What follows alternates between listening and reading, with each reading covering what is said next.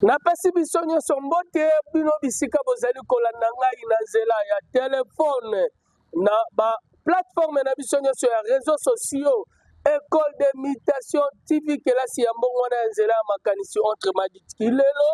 lelo tozali elongo ndenge tomesana koloba otevele boloti ozongezole na kati ya émission na biso tokoloba kaka bosolo ekotikala kaka bosolo kweli ni kweli biso tokosalela mbodi te tozali elongo dans le bon napesi mbote na ngai na ebandeli ya émission ndenge kaka tomesana na Betty Dunga bango bazali jeunesse ya INC féminine napesi mpe mbote na ngai na kati ya label Esther kuna bokomona ye na Le Chalet Nico Le Chalet napesi mbote na ngai na kati ya nzela donc epai ya superviseur Aris Nathalie mpe kuna manager ya Le Chalet oyo babengi Yves napesi ye mpe mbote napesi bandeko nyonso bamesana kolanda ngai po te soki nakoloba Le Chalet soki oye kaka na okomi na koido osali ofonce moke okokuta porte noire en face ya complexe scolaire Mofsengo okokuta Le Chalet bamesana kobongisela biso esika plateau oyo yango te napesi mbote na ngai na bandeko nyonso oyo bazalaka na biso elongo lelo na kati ya plateau tozali na bainvite na biso mpe mibale po te tomesana kolanda oyo ete mwana mboka ingénieur père Gervais Munganga akomela biso livre oyo Paradoxe africaine hier n'est pas aujourd'hui ni le lendemain mutation la vie c'est l'amour tokomanyola oyo ezali na kati ya livre po te toyeba mama ya likambo alingaki aloba nini tokolobela livre oyo ete po te toyebisa biso baafricain bakongomani nini ete mwana mboka père ingénieur Gervais Munganga alingaki alobela biso po ete na baémission elekaki bomonaki tokendaki na lombangu mpenza tosukaki na page tokotanga ndenge tomesana bobo mesano tosukaki na kati ya page 45 mete tokei na lombangu toyete toyeba histoire oyo ete elekaki mpo te awa tozali nanu kaka na kati ya livre oyo bokokuta ezali kaka 4 chapitres wana oyo ekolomola yango te ezali repartir na kati ya mukunda ezali na 2 chapitres mukunda 2 ezali na 2 chapitres oyo ekomanyola penza te balobi volume to te na ndenge mosusu balobeli yango tome yango te mwana mboka père ingénieur Gervais Munganga en état panafricaine ya boyaki kolobela tome ubete alobela volume yango te ya lobelaki ete mukunda 1 mukunda 2 na mukunda 1 ezali na 2 chapitres mukunda 2 ezali mpe na 2 chapitres tozali mpe na fils maison oyo ete azali na kati na biso awa lelo tokolobela religion po ete totelemaki na mama na likambo ya religion na ntango wana na plateau tozalaki bato mibale lelo tokomi bato misato tokomanyola mpenza tokopesa mwana mboka Bernard Afwa Ewaka atangela biso page 46 et puis page 47 po te tolanda ebongo toyeba komanyola yango wana yo. Bien, en tout cas, merci mon avocat, l'auteur du livre, en tout cas, ce qu'il a voulu nous dire ici, nous avons lu très rapidement. Nous allons dans une histoire de Caïn et Abel, Genèse 4, 1 à 5. Un jour, Caïn et Abel apportent une offrande à Dieu. Caïn apporte des produits du sol et Abel les meilleurs moutons de son troupeau. Jéhovah agrée Abel et son offrande, mais n'agrée pas Caïn et son offrande. Savez-vous pourquoi? Ce n'est pas simplement parce que l'offrande d'Abel est meilleure, c'est parce que Abel est un homme bon, qui aime Jéhovah et son frère. Mais Caïn, lui, est méchant, c'est pourquoi Dieu demande à Caïn de changer. Mais celui-ci ne veut rien savoir. Il est dans une grande colère parce que Dieu préfère Abel. Alors Caïn dit à son frère, allons au champ. Lorsqu'ils sont seuls dans la campagne, Kaye frappe son frère si violemment qu'il le tue. Quel crime horrible! C'est par là que l'homme a commencé de tuer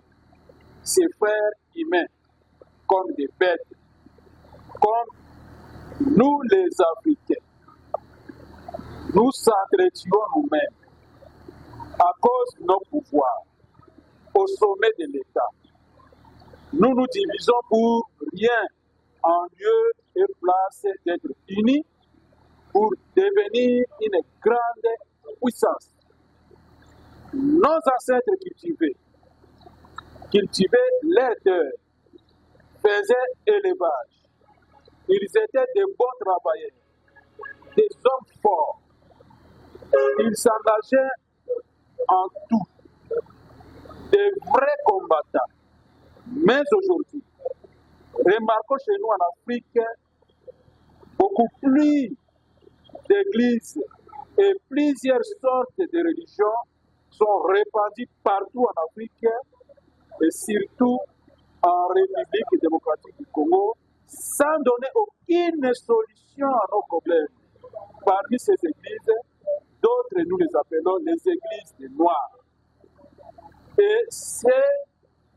y a-t-il un Dieu des Noirs ou des Blancs? Je ne pense pas. Il n'y a qu'un seul Dieu suprême. Donc, il n'y a pas aussi des églises des Noirs ou la religion des Blancs. Unissons-nous le monde, cultivons la paix partout au monde et non la haine. Merci Simana Nouana pote na mono lingo kote na page 47. Toma nyola nano epe esika wana mwana mboka Bernard Afawewa puis docteur Oyoki, est-ce que il y a-t-il l'église des Noirs? Il existe-t-il un RDC au monde l'église des Noirs ou ce que nous voulons savoir, il existe-t-il l'église des Noirs? Merci. Avant d'apporter mes mots, permettez-moi de féliciter ou de saluer le Père Gébert Munganga pour cette initiative par rapport à son livre qu'il a écrit, que nous-mêmes les Congolais et Africains devons prendre l'état de lui. Il y a de bonnes choses à l'intérieur, puisque dans ces livres ici, on parle beaucoup de choses, mais aujourd'hui, nous sommes dans la partie biblique. Alors, il y a une question qui m'est posée de savoir s'il y a une église des Noirs et des Blancs. Moi, j'ai dit non. Nous avons qu'un seul Dieu, qui est le créateur du ciel et de la terre, et nous avons que Jésus-Christ comme étant notre sauveur de l'humanité. Donc, il y a qui dit que c'est l'église qui englobe les Noirs et les Blancs. Donc, nous sommes tous derrière ce livre. Nous sommes tous derrière c'est un livre qu'on appelle la Bible. Donc, il n'y a pas les religions des Noirs et des Africains. Il n'y a pas le livre des Noirs et des Blancs. Donc, si les autres pensent comme ça, moi, je ne partage pas cette avis-là. Donc, nous avons ce livre, la Bible qui parle de ce qui est de Dieu. C'est ça un peu, en un mot, par rapport à la question que merci na kozongela yo émission ezali bilange pote tokolinga toyebisa mama ndunda mama atekaka safu mama atekaka avocat bamama batambusaka pena biloko akolongwa kuna na selembao na bumbu akolongwa kuna na kimbaseke mama oyo pena te soko olobisi ye lokota ya kifalasa ayebi te yango te tokolimolela bango oyo mokanda oyo ete mwana mboka père ingénieur Jeva Mukanga akomelaki biso yango te tokomanyola ngo na lingala na koloba boye te na kozongela yo na makambo lobi ete nazongi epai ya mwana mboka Bernard Afawewa. Je sais bien que vous venez de nous lire, de nous faire cette illustration, belle illustration. Monsieur Bernard, est-ce qu'il il existe-t-il l'église des Noirs et l'église de Blancs, ou à quelque sorte? Bon, là, vous venez de soulever une approche d'abord ontologique de l'étude de l'être. hein, et aussi une approche culturelle, c'est-à-dire la culture noire et la culture blanche, et aussi les êtres qui s'y trouvent, hein, qui font partie de ces deux cultures. Hein? Il y a un lié même dans l'origine de Bango. Hein? Dans la culture noire, l'ontologie noire, ou soit la culture noire est déjà basée en matière de religion. Nous sommes des animistes. Merci. La culture blanche, par exemple, dans deux cultures, il y a certainement ceux qui sont animistes et ceux qui sont, et aussi, bon, ils ne sont pas animistes. Bon, c'est nous les Africains, c'est nous qui nous pratiquons l'animisme. La croyance en un seul Dieu. Et c'est la croyance et le christianisme. Donc la croyance et la croyance à plusieurs dieux. Voilà. Dans la culture noire. La croyance et le christianisme. C'est la croyance et le christianisme. Lorsqu'on parle de le croyant, on voit l'église musulmane. Lorsqu'on parle des chrétiens, on voit le christianisme. Donc il y a des aspects, malgré que nous avons aussi le bouddhisme, nous avons plusieurs caractères de religion. Dans la culture blanche, comme nous le disons, il y a la culture sémitique. Dans la culture sémitique, il y a la croyance en un seul Dieu. D'où l'émanation de la religion. Papa, tobongola mopena na lingala nga na lingaka biso ezaka bilianga po te nalobelaka pena bana mboka bayoka biso malamu po te tokoloba makambo ya mangomba. Nde na croyance sémitique okotrouve religion oyo eza na croyance en un seul Dieu, le christianisme, le judaïsme et l'islam. Ebongo animisme po te tokomi tuna eske croyance mususu oyo ezali na monde babi croyance indo-européen. Inde, Europe, na Europe. Ba Inde sont des noirs comme nous. Nous, avec les Indiens, nous avons des croyances animistes. Les Européens, bazaka na croyance, il y a plusieurs dieux. Ceux qui ont dit la mythologie grecque, vous allez trouver qu'en Europe existait des dieux ébélés, des Zeus, des Anaton, des Troll, des Freya, des dieux de tonnerre, dieux de lumière, dieux de fécondation, dieux de pluie. Ça, c'est la culture européenne. Mais c'est ça que même nous aussi en Afrique, nous amènent à moi, ils amènent à Nani. Est-ce qu'il y a une différence? Moi, mon problème est que il y a-t-il une différence où il y a l'église noire ou l'église Congo, nous avons la croyance dans des choses matérielles. Vous comprenez? Voilà yo motolobi yango ngai te. Matériel. C'est pourquoi au Kenya village na baba village na biso nyonso. Okokuta yango na lobaki la fois passée. Que non village na tribu bazana totem na ngo. Wana yo ba totem na mwana Tolombo na province orientale village ya Nguma. Biso Nguma de Boa. C'est ça le totem de ma vie. Mais le but que yango ndeza inzambe na yo. Oh voilà. Je cite pour dire que non, il y a question des animaux. Il y a une religion des blancs, voilà. Ou soit une religion des noirs. Parce que ici, il se pose un problème. Ici au Congo, en état, bon, pour ne pas être raciste, parce que cet ouvrage, c'est l'unité. S'il vous plaît. S'il vous plaît. S'il vous plaît. S'il vous plaît. Pour ne pas être raciste, ici ce n'est pas la division. Nous ne sommes pas là pour faire diviser les gens. La vie c'est l'amour. Lorsqu'on est en vie, nous sommes censés être aimés. Hein? Aimez-nous les uns les autres. N'est-ce pas ça? S'il vous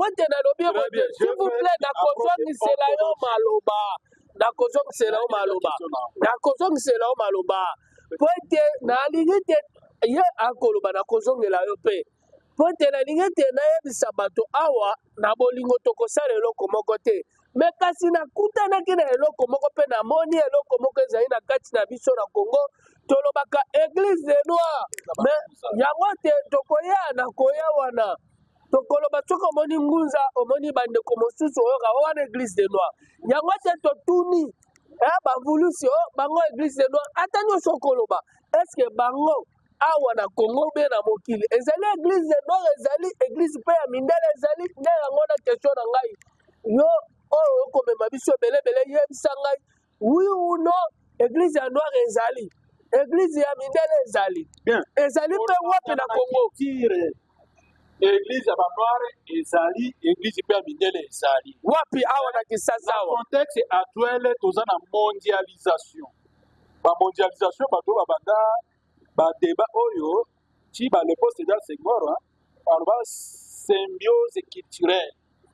parce que makambo ya religion elanda na culture nga nayebi attaque noir na église catholique cardinal Malulu attaque noir a instauré le rite zaïrois de la messe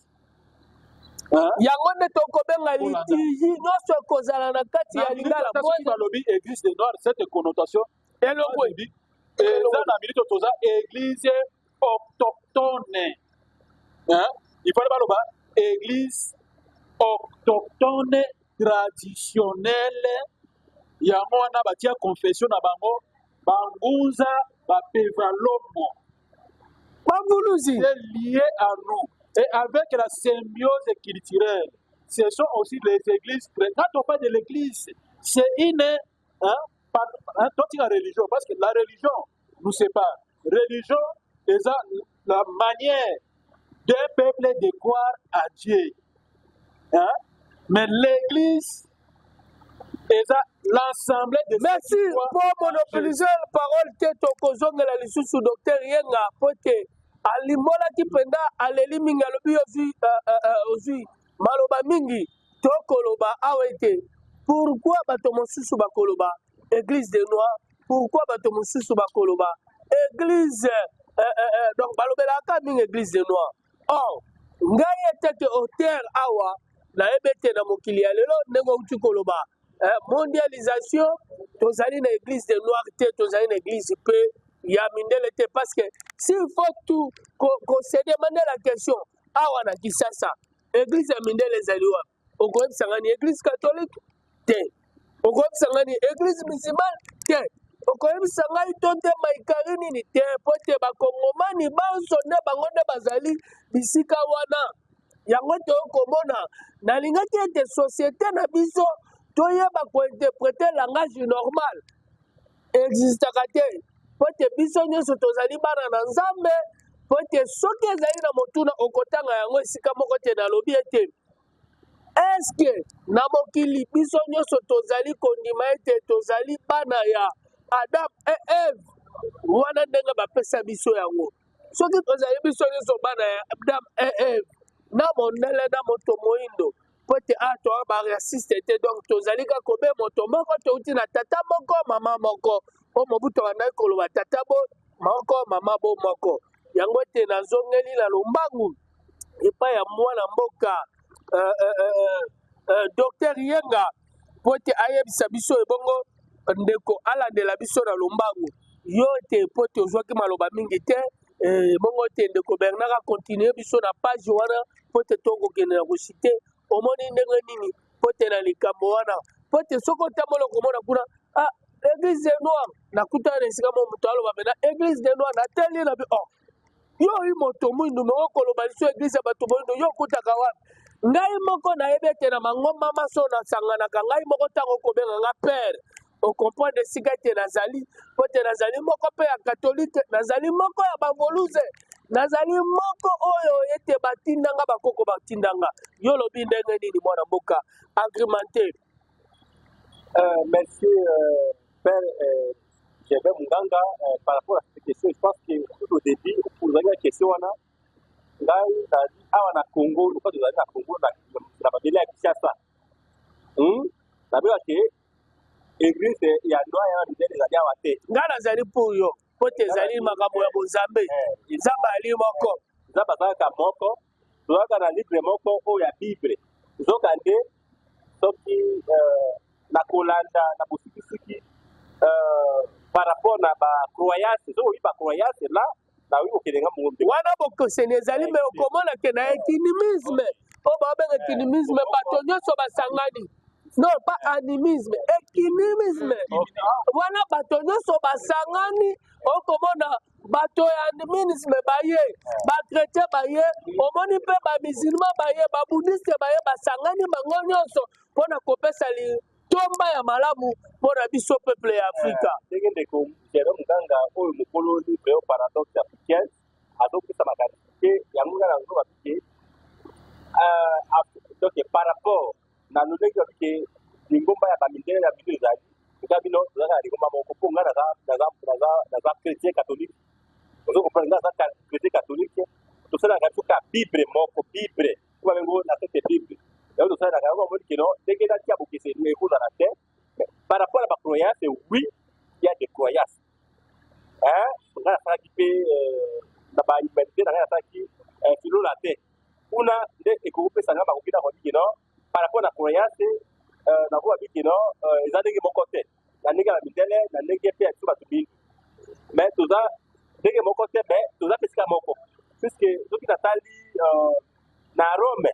bango bazalaki bapolythéiste polythéiste babanda kokola na baplusieurs dieu chaque domaine ya vie ezalaka na nzambe moko oyo azalaki wana par exemple mpo na biso bana bazotanga classe ezalaki na reine moko komone minerve ye azalaki dieu de la saison soki ozokende osala examen obeleli déesse minerve apesi yo mayele soki ozokende na bitumba ezalaki na dieu mars soki olingi osala bien ya kokende kolona biloko ezalaki na déesse flora donc omoni na rome na italie kuna bazalaki bapolythéiste epuis biso tozalaki baanimisme na africain biso baafricain tozalaki koto wana tozalaki na bakokoko na biso ndenge ndeko alobaki tozalaki na batoteme par exemple chez biso nga nazali mwana ya etiopo oyo ya solosolo epuis na territoire ya basoko na collectivité bangema monganjo epuis village ya mbomba wana nde mboka zezali epuis na kati ya mboka ya mbomba wana biso nde bakolo mboka wana bao nyonso bayeye nsima wana bayede kofala nsima na biso c'est pourquoi na mboka na biso nsima ndako nyonso eza ya biso ozo comprendre toza mpe na toteme na biso mpe na biso tozalaki balion baliopard pardon baliopard koko na biso asinabo capacité po toyotika na 30 secondes nazobonga na makola kino par rapport na croyance ya plusieurs croyance maintenant du côté religion ndenge naza mokristu oyo naza converti na église catholique alors nakoba biki malgré nalati lelo chapelet na ngai telenge papa jeve monganga alati mais bafoto na ngai tomona chapelet na ngai oyo nazokola na mama marie donc ngai nayebi ke côté ya lingomba donc nayebi ke tozalaka na nzambe moko oyo akelaki likolo na se tozalaka na yesu oyo akufaki mpona masumu na biso epuis tozalaka na église oyo tozosalaka bible moko nde la sainte bible bien ke eza na bituluku ezali bayamba ezali ebele mais toza tozalaka tokoyeka na nzambe moko c'est mpe ça mais toza kontinuaka na nzambe moko par rapport à bakoyase na bikino tozala bakoyase ebele merci docteur yenga apesi biso makanisi na ye yango ete ngai na koloba po ete toye nayebi ete ngai bakoko nde bapesaki ngai mosala oyo soki tokoloba bakoko nakomona mpe baoyo bazali barepresentant ya lelo nakomona papa masambu kidi azali kuna mpe akosala mosala ya bakoko totala mpe kuna papa oyo babengi papa simon kimbangu tiangani azali kosala mpe mosala natali mpe bandeko ebele bazali oyo bakosala mosala ya bonzambe na ndenge ete ndeko alobaki tokobenga ngo bareligion ou baculture baeglise autochtone wana mpena baeglise oyo ya biso ifo te tokangama na yango ete biso ata ete ngai mwana mboka père gervais monganga nakosalela nazali na oyo ete toyali kaka bomoko nzambe azali kaka moko epuis ezali na eglise te ya noir ube ya mindele bokesani eyali te toyali biso nyonso mbala moko tokokende na koshite yango ete na koloba ete ezali kaka awa ete maloba mo une minute po te tosukisa to agrimenter po te lelo totangi kaka page moko 55 o mwana mboka asukisi biso atangisi biso mae oyo ete etali ntango mokili ezalaki kaye na abel motema mabe likunya ekotaki yango te nakotuna mpo eni likunya wana ekotaki yango te okomona yango nakomona ke okomona moto ya rwanda aya ndeko ya rwanda wana tokobengaka ngai me mosala na ye ka koya akolanda biloko ya kongo kita ya kongo donc motema mabe pende wutaki kuna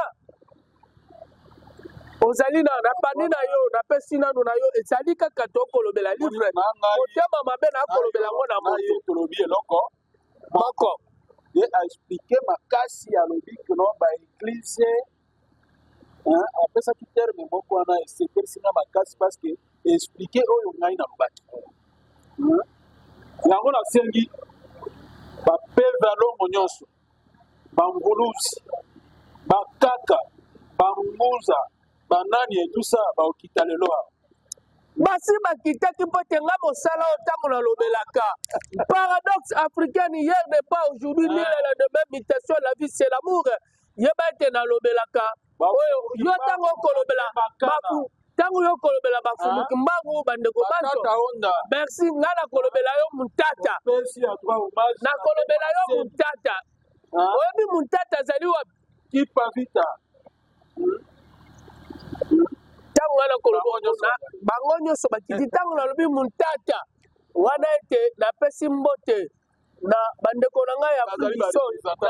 napesi mbote na bandeko na ngai nyonso ya afrique du sud napesi mbote na kuna na cape town nakomona napesi mbote na bango nyonso bisika bazali yango ete ntango nalobi mutata azali moko ya badivinité oyo azalaka na bakosa mpe bazulu bakendaka kuna na ngomba mpo na kokutana na ye basala mosala epui te mpo te bato babima mobali epai na ngai biso barega tozali na divinité mpo te ngai nakendaka likolo makasi nakolobela totem te me biso toali na badivinité yalekaka te soki nalobeli nayoki mbikilikiti ntango nalobi boye ngai mosala oyo bakoko nde bapesaki ngai ezali mayele na ngai te ezali mayele oyo ete bato balekaki nde batikeli ngai charge wana napesa yango bakongomani mpe baafricain yango ete nazongeli na yo nalobi ete mpo tokokende kosukisa émission lelo tosuki kaka na page oyo otangaki 46 mbala ya nsima yango tolobi natuni mutuna eske motema mabe wana ekotaki kaka mpo te kaye akende kosala ndeko na ye abeli mabe yango te tosite mwa 1 minute 50 seconde 1 minute 50 seconde mpo esala biso tokende tosukisa papa soki oye okambikina kaka na réalité ya kaye na abel tosuki ka wana pas d'ouverture mpo tosala parallélisme ou soit la symbiose culturelle entre la culture européenne soit religion papa diviser 25 secondes 25 secondes c'est okosala yango oali libre topesi 50 nakokende kuna te pour citer nalobi ke non pour le moment da circonstance toza na yango ya mondialisation monde comme un village planétaire nous croyons tous en un seul Dieu na nzambe tozokroire na ye biso ataki baafricain toyebi quelles sont ses attributions ses qualités oyo topesi ye na yango baindien baza oyo ya bango baeuropéen baza ya bango baaméricain baza ya bango mais nous tous nous trouvons dans la même religion qui est la religion. merci bazali ngonga mpo te tosukisa epai ya mwana mboka john yenga papa john yenga sukisa mpo te topesa ide tosukisa todenonse par rapport na page oyo totangi lelo natire leso moko ya kobabi te vraiment eza motema mabe ekita depuis kala soki lelo kagame azwi motema mabe po amoni ke na mboka na ye eloko eza te mais amoni ke ngambo ya babaze kuna bobiloko ezali yango lelo oyo abomi bato ebele na Congo mpona motema mabe toza bakristu motema mabe ekouta wapi tala soki lelo kaye abomaki ndeko na ye mpona puisque kaye apesaki abel apesaki liboza ya malamu kaye apesaki liboza ya mabe mais il faut que choisir donc esengi kaka tozala motema malamu tokabela nzambe oyo eloko eza ya litomba so oza na $10,000 pesa 10% na yo esika ya nzambe mpo basala nzambe bato adeki ya kobika oto comprendre alors soki mpe esengeli merci kende mpe kopesa mbala moko bambote na yo mpo te tokomi na zuka sukisa okende mpe kosilisa napesi mbote na mwasi na ngai anaendo kasende Catherine na mwana ngai Bitai Kamere na bana mosusu nyonso oyo bazona na ngai na ndaku napesi mpe mbote lisusu na madame Betty Duka oyo azali présidente ya jeunesse féminine ya INC napesi mpe mbote lisusu na Belle Esther na Nico le manager ya Chalet napesi mpe mbote na PGB Munganga na ndeko na ngai oyo azala komona ngai apase napesi mpe mbote na oyo asoki biso mpona ndenge ya kopesa image oyo napesi mbote na mokonzi na ngai Vital Kamere ye mpe aza mwana na ngai mpo mwana na ngai komona Vital Kamere ye mpe Vital Kamere napesaki ye mpona puisque mayelo Kamere aza na yango mwana na ngai mpe azwa yango dere tokomona ye napesi mpe tote na mokonzi ya mboka Pati Beto o mwana na ngai bakaki no je connais elle a pas de desa ayebi ke Pati Beto te mokonzi na biso ya mboka donc merci Bernard afayo wakati koi namona tolinga kominimini ozotuna Rwanda mpo tolobi makambo ya motema mabe eutaki na kati odilo moto otangeli biso buku oyo pere mwana mboka Gervais Munganga akomelaki biso yo otangi yango tolobi ete kuna kaya azwaki motema mabe yango te ndeko alobi alimboli awa nani ndeko kuna ya kotala ala bomengo te mosala koya koyibaka biloko ya mboka Congo eza motema mabe yango te pesa mpe mbote silisa mbala moko 1 minute nazongela yango te parce que Kagame aza na koma nayebisaki yo Kagame azali nanu mobimba nanu akufi te yango te tika biloko wana ya lokuta nazongeli te aza na koma tokei et alors d'abord nazaka na roman na nga moko natangaka ya histoire ya philosophie le monde de Sophia que la fille est là abandé ko recevoir ba instruction philosophique nyonso dans le chalet de Major et voilà pourquoi na honoré awa et aussi napesi bambote na nga d'abord au propriétaire de cet espace ce cadre aussi très beau et tout ça qui me fait revenir na ba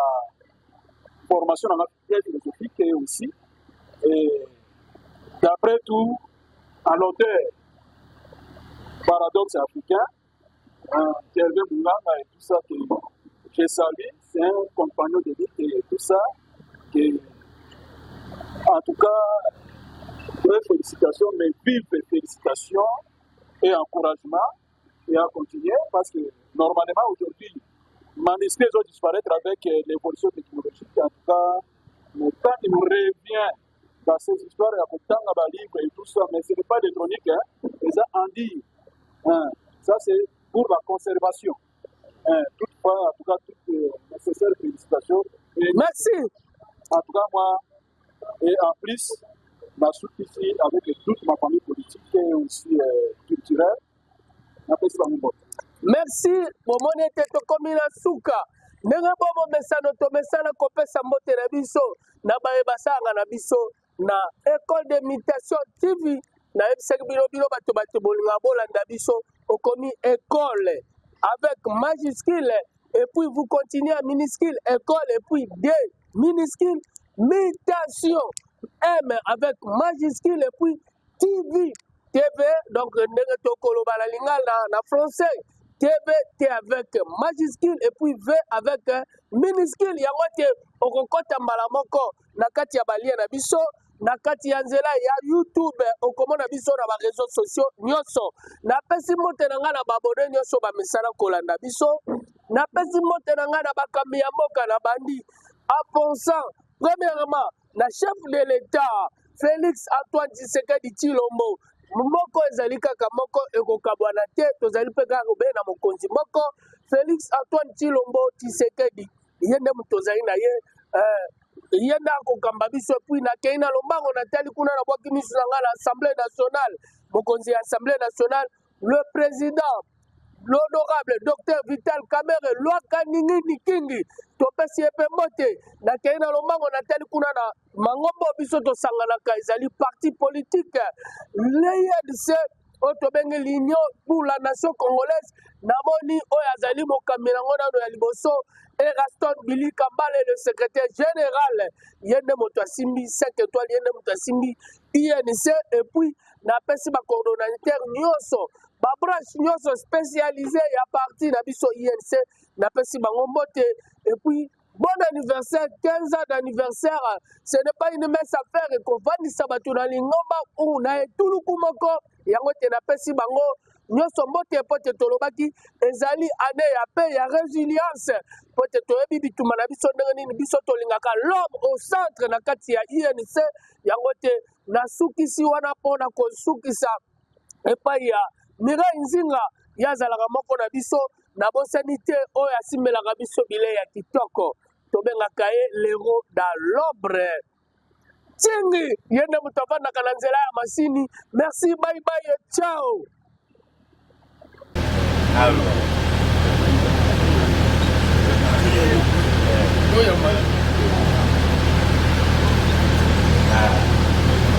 Eniko.